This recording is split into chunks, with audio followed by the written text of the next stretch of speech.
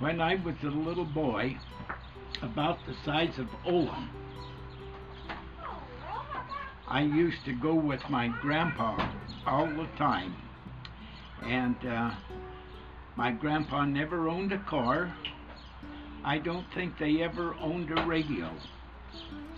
But he had a team of horses and a wagon. And he had a farm out in what they called the Salem Valley. He raised potatoes and carrots and squash and pumpkins, tomatoes, and he always had a great big crop, and we used to go out in the fall of the year and collect them, have a harvest and collect these things.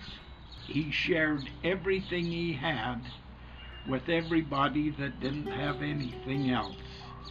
And we'd come to town and we'd go to this person's house and another person's house, and Grandpa'd unload 2 or 3 bags of potatoes and some squash and carrots, and there was no welfare program to take care of the poor and needy, and times were tough.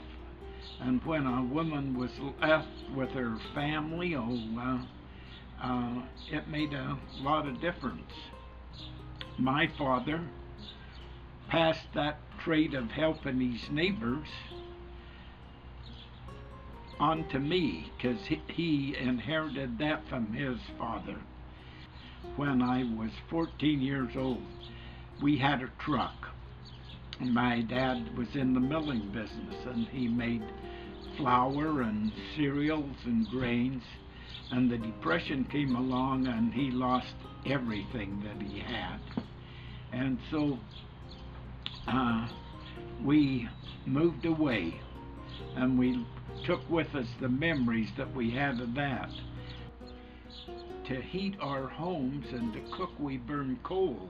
And my father used to go buy a ton of coal, which is 2,000 pounds, and we'd take it to Sister Jones's place, who was a widow lady that had 3 kids and things like that. And I've always been exposed to parents and grandparents who really tried to help their neighbor. And that type of thing just passes off onto you.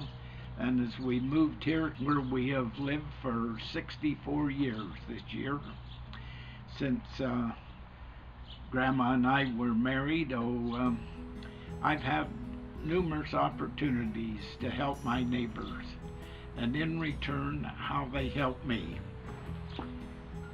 I help my neighbors, and I started out by plowing their driveways during the snow time.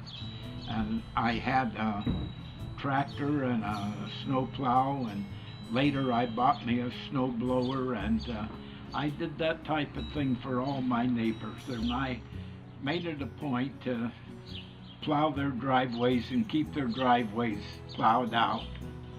And then I had a payday that come to me. As you know, I had a big dairy, and I had about 500 head of cows.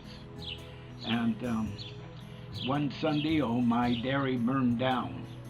And that was a terrible thing, when I had to milk all those cows, and my barn burned down and my milk parlor burned down, and I didn't know what I was going to do.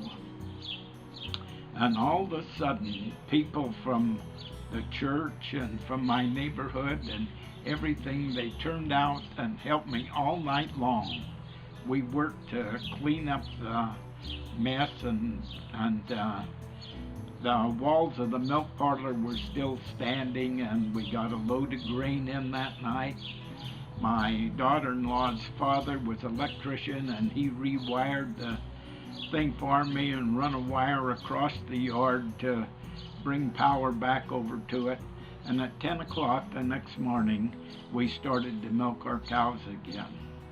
And I think that we had about 150 people that worked for us all night that night. It taught me a big lesson in give it to your friends and neighbors. You know, we've been taught in the gospel and in the church that we should help our friends and neighbors all we can. And I believe that. I believe that with all my heart. And you find that you can't outgive those around you, that what you give come back a hundredfold. And it has just made such a beautiful neighborhood for us to live in. I've always believed, and it was our responsibility to look out for those around us, especially those who was less fortunate, and it just comes natural to myself to do this because of the example that my father set for me and the things that I enjoy doing. And the end result of this is that everybody in this neighborhood likes each other. Material things are not so important. It's good to have a nice home and a nice car, be warm and comfortable and enjoy life and have a few of the better things. But the real joy is the community you live in and the family that you raise and the kids that you have. They're the real proof of the pudding and makes life worthwhile. I try to tell myself every day to look to the good that there is in people and not the negative. That's hard sometimes. Grandma and I have just celebrated yesterday our 64th wedding anniversary. And she has been blind now for 14 years and manages to keep a pretty healthy attitude and not too many down days but more up days. And she loves the visit of the little ones and her grandchildren. That's the highlight of her life. And I have found that as I have become the caregiver in this family, that and taking care of her and fixing the meals and everything, that how my neighbors have really rallied around to make life more pleasant. And it's a good thing and something that I really love.